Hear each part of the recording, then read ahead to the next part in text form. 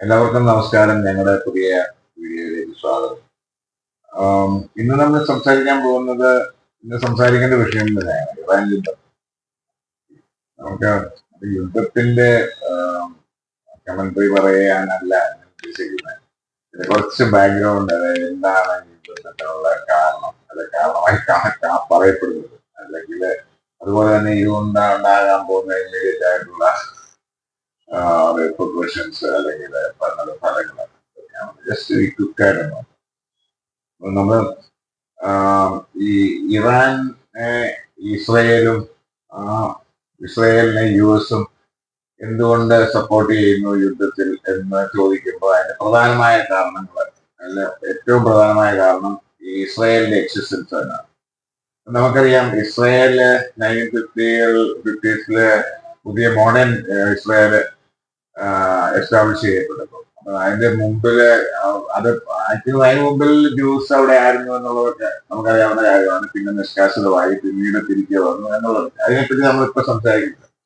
അപ്പം അങ്ങനെ ആ സമയം മുതല് അവരുടെ അതിന്റെ ചുറ്റുമുള്ള ഇസ്ലാമിക് രാജ്യങ്ങള് ഇസ്രായേലിനെ അവിടെ നിലനിർത്തത്തില്ല എന്ന് പറഞ്ഞ് യുദ്ധം ചെയ്യുകയും പലപ്പോഴും അവർക്ക് അവിടെ നിലനിൽപ്പിനെ ചോദ്യം ചെയ്യുന്ന പല സംഭവങ്ങളും ഉണ്ടായിട്ടുണ്ട്. ഓഫ്കോഴ്സ് അവിടെ പലസ്തീനികളെ അവിടെ നിന്ന് നിഷ്കാസിതമാക്കി അവിടെ വേറെ അവർക്കൊരു അവകാശമില്ലാത്ത രീതിയിൽ അവരെ അഭയാർത്ഥികളാക്കപ്പെടുകയും ചെയ്യുകയും അവരുമായിട്ട് ഇത് ചെയ്യുകയും അതിന് പ്രതിരോധമായിട്ട് അവരെ എക്സ്ട്രീമിസ്റ്റ് ആക്ടിവിറ്റീസ് ഒക്കെ ഉണ്ടാകും. PLOയുടെ ഈ അരാഫത്ത് ഉണ്ടായിരുന്ന സമയത്ത് PLO കുറച്ചുകൂടെ മോഡറേറ്റ് ആയിരുന്നെങ്കിൽ ഹമാസ് പോലുള്ള ഔട്ട്ഫിറ്റ്സ് ശരിക്കും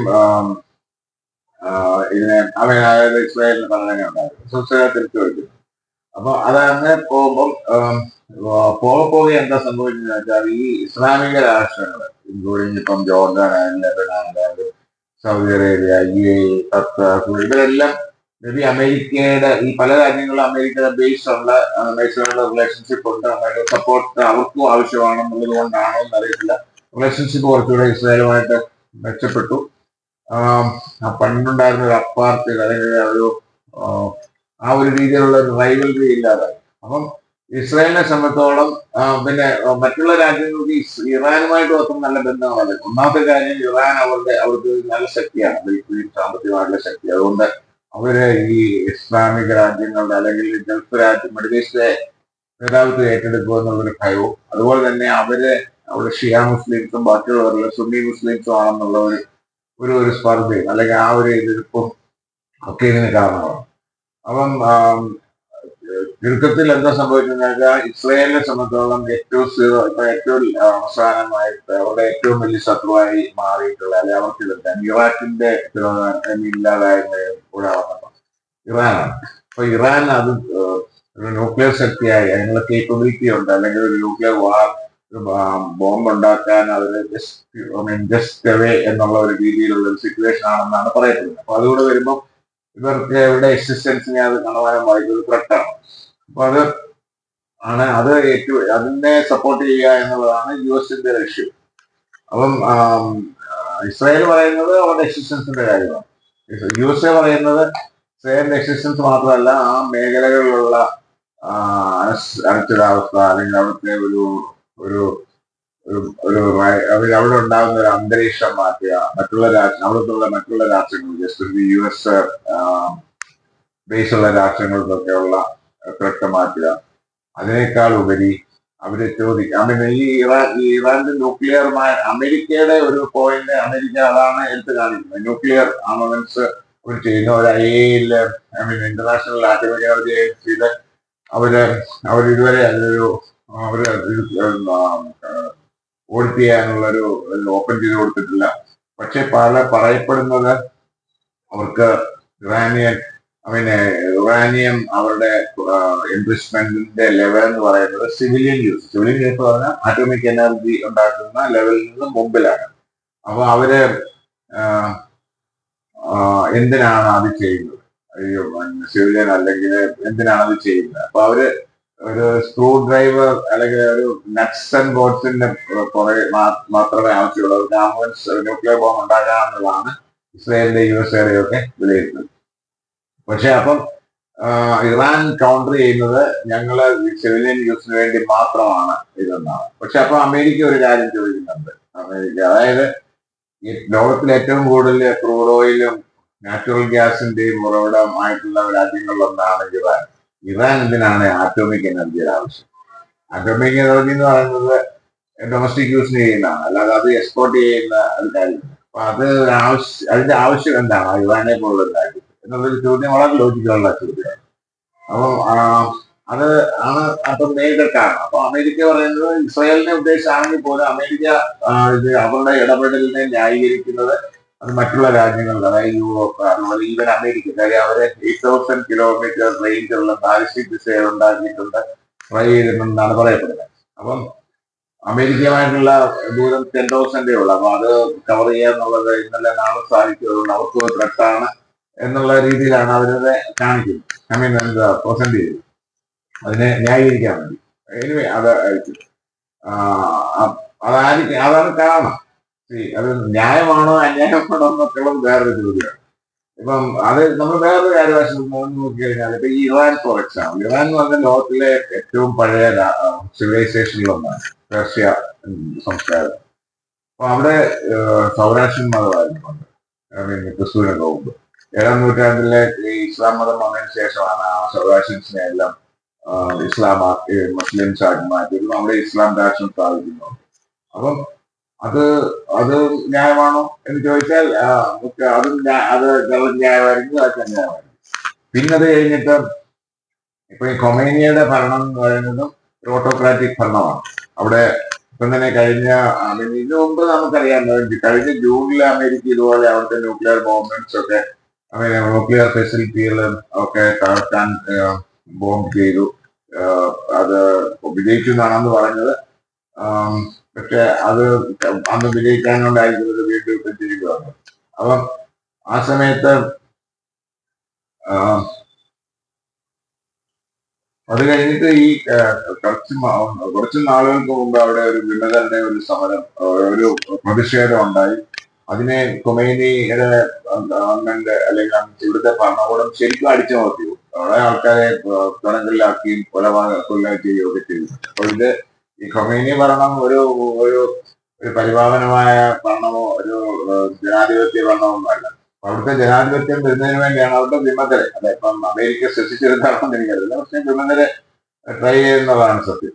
അപ്പം അവിടെ ഡെമോക്രസി കൊണ്ടുവരണമെന്ന് പറയുന്നതും ഈ അമേരിക്കയിലെ ഒരു ഒരു കുറിപ്പിട്ടാണ്, അന്ന് മറ്റുള്ളവർക്ക് പ്രസന്റ് ചെയ്യുന്ന ഒരു റീസൺ, കാരണം, ജസ്റ്റിഫിക്കേഷന്റെ ഒരു കാരണമാണ്. എത്രമാത്രം ഇപ്പം ട്രംപ് പറയുന്നത് ഞങ്ങൾ അവിടുത്തെ കൊമേനിയും അവരുടെ മറ്റുള്ള കമാൻഡേഴ്സിനെയും ഒക്കെ ഇല്ലാതാക്കി, ഇനിയും അവിടുത്തെ ഭരണം എങ്ങനെയായിരിക്കണം നിങ്ങളൊക്കെ തന്നെ തീരുമാനിക്കും പറഞ്ഞ് വിട്ടുകൊടുത്തു എന്നുള്ളതാണ്. നമുക്കറിയാം ഈ പല രാജ്യങ്ങളും, നമ്മളിപ്പം ലിബിയയിലെ ഗഡാഫി, ഇറാഖിലെ സദാം ഹുസൈന്, അതുപോലെ പല രാജ്യങ്ങളിൽ ഇതുപോലെ ഈ ഡിക്റ്റേറ്റേഴ്സിനെ തലക്കൊന്ന് അല്ല ഇത് ചെയ്ത് ആ രാജ്യങ്ങളൊക്കെ ശരിക്കും പറഞ്ഞാൽ ഡെമോക്രസി ഒന്നുമായിട്ടില്ല, അത് വീണ്ടും പുരുഷനുമായിട്ടേ ഉള്ളൂ. കാര്യം എന്താണെന്ന് വെച്ചാൽ അതൊരു ഇങ്ങനെ ഓരോ ഇത് ചെയ്തതിന് ശേഷം ഈ ചെയ്ത രാഷ്ട്രങ്ങളൊന്നും അതൊരു കംപ്ലീറ്റ് ചെയ്യാതാണ് അവിടുന്ന് പോയില്ല. അപ്പൊ അഫ്ഗാനിസ്ഥാനായാലും അതേ ഒരു ഡെമോക്രസി എസ്റ്റാബ്ലിഷ് ചെയ്തിട്ട് പോകുന്നതിന് പകരം പകുതി വഴിക്ക് ഇട്ടിട്ട് പോയിട്ട് അവരെ അനാർക്കി ഉണ്ടാക്കിയിട്ടാണ് ശരിക്കും പോകുന്നത്. അതാണ് കാരണം. അപ്പൊ അത് തന്നെ ആയിരിക്കും ഇവിടെ, എനിക്കറിയില്ല. പക്ഷെ ഇപ്പോഴത്തെ ഒരു അവസ്ഥയില് ഈ റസ എന്ന് പറയുന്ന ഒരു ലീഡർ ഇതിനെ സപ്പോർട്ട് ചെയ്തിട്ടുണ്ട്. അവരുടെ നേതാവാണ്. അവര് ഡെമോക്രസി ഉണ്ടാക്കണമെന്ന് ആവശ്യപ്പെട്ടവരാണ്. അവർക്ക് ഇതിന്റെ അധികാരം കിട്ടുമോ അതോ ഈ ഇപ്പോഴത്തെ ഭരണകൂടത്തിന്റെ തുടർച്ച തന്നെ ആയിരിക്കും? അതായത് ഖുമൈനിയുടെ രണ്ടാമത്തെ മകനാണ് ഇപ്പം ഇത് ഏറ്റെടുക്കാൻ സാധ്യതയുണ്ടെന്നാണ് ഇറാനിയൻ റവല്യൂഷണറി ഗാർഡ് കോപ്പ് പറയുന്നത്. അവരാണ് അവിടുത്തെ ഏറ്റവും വലിയൊരു സ്ട്രാറ്റജിക് ഗ്രൂപ്പാണ്, ഒരു മിലിറ്ററി ഗ്രൂപ്പാണ്, എക്സ്ക്ലൂസീവ് ആയിട്ടുള്ള, അതായത് കൊമേനിക്ക് നേരിട്ട് റിപ്പോർട്ട് ചെയ്യുന്ന ഒരു ഗ്രൂപ്പാണ്. അപ്പൊ അവര് അങ്ങനെ ആണ്. അപ്പൊ അത് ആരാണെങ്കിലും ഭരണം എടുക്കുന്നത് ഇത് ഇറാൻ ഇപ്പം കൊമേനിയുടെ മോഹൻ എടുത്താല് ഈ ഭരണത്തിന്റെ തുടർച്ച തന്നെ ആയിരിക്കും. ഒരു കൊമേനിക്ക് പകരം വേറെ കൊമേനി വന്നു എന്നുള്ളത് മാത്രമേ ഉള്ളൂ. അതേസമയം മറ്റേ ഡെമോക്രസി റസ്ത അല്ലെ വിമതരാണ് എടുക്കുന്നെങ്കിൽ അതെങ്ങനെ എസ്റ്റാബ്ലിഷ് ചെയ്യും, അതിനെ ആര് സപ്പോർട്ട് ചെയ്യും, അത് ഇതൊക്കെ വളരെ ഇമ്പോർട്ടന്റ് ആയിട്ടുള്ള കാര്യമാണ്. ഇനി അത് നമുക്ക് വരും ദിവസങ്ങളിൽ അറിയാം. അപ്പം ഈ കരിയത്ത് യുദ്ധം തീർന്നു എന്ന് പറയാൻ പറ്റത്തില്ല. ഇപ്പൊ മേനി ഇല്ലാതാക്കിയതുകൊണ്ടോ ഏതും ഇറാൻ തിരിച്ചടിക്കുന്നുണ്ട്. ഇറാൻ എന്ന് പറഞ്ഞാൽ US കമാൻഡ് പിന്നെ ബേസ് ഉള്ള UAE, സൗദി അറേബ്യ, അല്ലെങ്കിൽ കുവൈറ്റ്, ബഹ്റിൻ, ജോർദാൻ ഇങ്ങനെയുള്ള രാജ്യങ്ങൾ, സൗദിയില്ല, 5 രാജ്യങ്ങളിൽ അവര് തിരിച്ചടിച്ചു. കാര്യം എന്ന് വെച്ചാല് ഇവര് സപ്പോർട്ട് ചെയ്ത് ഇവരെ ഈ US ബേസ് കൊടുക്കുന്നു. ആ ബേസ് ഉപയോഗിച്ചിട്ടാണല്ലോ US ഈ ഇറാനെ ആക്രമിക്കുന്നത് എന്നുള്ള കാരണമുണ്ട്. അപ്പൊ അത് കുറെ നാശനഷ്ടങ്ങളൊക്കെ ഉണ്ടാക്കിയിട്ടുണ്ട്. ആൾക്കാർക്ക് ഇതുവരെ കാര്യമായ അപായങ്ങളൊന്നും ഉണ്ടായിട്ട് അറിയത്തില്ല. എന്നാൽ എക്സ്പാട്രിറ്റ്സും മറ്റു അവിടുത്തെ ലോക്കൽസും എല്ലാം ഒരു ഒരു ഭീതിയിലാണ് എന്ന് തന്നെ വേണം പറയാം. പക്ഷേ അതുകൊണ്ട് ഈ യുദ്ധം എത്ര നാൾ നിൽക്കും, എത്ര നാൾ മുന്നോട്ട് പോകുമെന്ന് നമുക്കിപ്പോ പറയാനാവില്ല. കാര്യം അത് ചിലപ്പോൾ കുറെ സമയം എടുക്കും. കാര്യം ഇതൊക്കെ സെറ്റിൽ ഔട്ട് ചെയ്യണം, അവിടെ ഭരണകൂടം വരണം, അത് എന്താണെന്ന് നമുക്ക് അനിശ്ചിതാവസ്ഥയാണ്. അപ്പൊ അത് നമുക്ക് കണ്ടറിയാം. അപ്പം പക്ഷേ ഇനി ഇതിന്റെ ഒരു ഭവിഷ്യത്തുകള്, അറ്റ്ലീസ്റ്റ് ഇമ്മീഡിയറ്റ് ഭവിഷ്യത്തുകളെ നമുക്ക് നോക്കിക്കഴിഞ്ഞാല് ഓക്കെ, അത് പറയുന്നതിന് വേറൊരു കാരണങ്ങളുണ്ട്. US ഈ യുദ്ധത്തിന്റെ പറയുന്ന ചില ആൾക്കാർ പറയുന്നത്, അതായത് ഈ ലോകത്തിൽ ഏറ്റവും കൂടുതൽ ഗ്യാസ്, പിന്നെ natural gas, crude oil, minerals ഒക്കെ ഉള്ള, പിന്നെ റിസോഴ്സ് ഉള്ള രാജ്യങ്ങളിലൊന്നാണ് ഇറാൻ. അപ്പൊ അതിൽ കൂടെ കണ്ണുവെച്ചിട്ടാണ് അമേരിക്ക ഇത് ഇങ്ങനെ ചെയ്തു എന്നുള്ളത്. വേറെ കാരണമാണെങ്കിൽ പോലും ഇതൊരു ബൈ പ്രൊഡക്റ്റ്, അല്ലെങ്കിൽ ഇതൊരു മറ്റുള്ള കാരണത്തിന്റെ ഒരു ജസ്റ്റിഫിക്കേഷൻ ഉപയോഗിച്ചിട്ട് ഇതും അവരുടെ കണ്ണിലുണ്ട്, വെനിസുലയിലൊക്കെ ചെയ്തതുപോലെ എന്നും പറയപ്പെടുന്നുണ്ട്. ഇതിന്റെ ഭവിഷ്യത്തിൽ നോക്കിക്കഴിഞ്ഞാല് ഓൾറെഡി പിന്നെ സംഭവിക്കാൻ പോകുന്നത് ക്രൂഡ് ഓയിലിന്റെ പ്രൈസ് കൂടും. ഇപ്പൊ 27 സംതിങ് അത് ഉണ്ടാവും. അടുത്ത സമയങ്ങളിൽ തന്നെ 100 ആകാനുള്ള സാധ്യത $US പെർ ബാരൽ.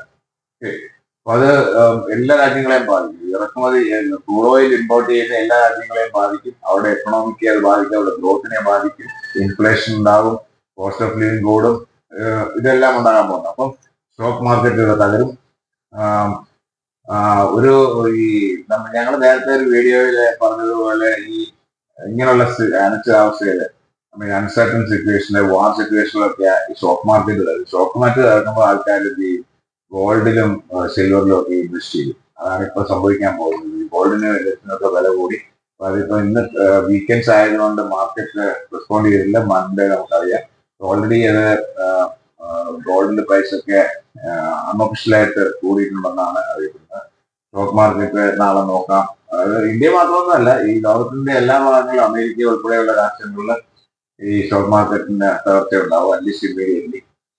ഇതൊക്കെയാണ് സംഭവിക്കുന്നത്. ഇത് മറ്റുള്ള രാഷ്ട്രങ്ങളെ ബാധിക്കും, എക്കണോമിയെ ബാധിക്കും. വരും കാലങ്ങളിലുള്ള സംഭവ വികാസങ്ങൾ എന്താണെന്ന് നോക്കിയിട്ട് വേണം നമുക്ക് എങ്ങനെയാണ് ഇത് പോകുന്നത്, എന്ന് തീരും. ഈ ഉക്രൈൻ വാറൊക്കെ പോലെ ഇങ്ങനെ നീണ്ടുപോവുകയാണോ, അതോ ഇതിനൊരു അവസാനം ഉണ്ടാവും, അത് എങ്ങനെ അവസാനിക്കും, അതൊക്കെ നമുക്ക് അറിയാനും താല്പര്യമുണ്ട്. അങ്ങനെ ഇമ്പോർട്ടന്റ് ആയിട്ടുള്ള എന്തെങ്കിലും സംഭവവികാസങ്ങൾ ഉണ്ടാവുകയാണെങ്കിൽ ഈ വിഷയത്തെ പറ്റി വീണ്ടും ഒരു വീഡിയോയുടെ ചെയ്യുന്നതായിരിക്കും. അതുവരെ നന്ദി, നമസ്കാരം. വീഡിയോ കാണണം, ലൈക്ക് ചെയ്യണം, സബ്സ്ക്രൈബ് ചെയ്യണം, ഷെയർ ചെയ്യണം. Okay, thank you so much.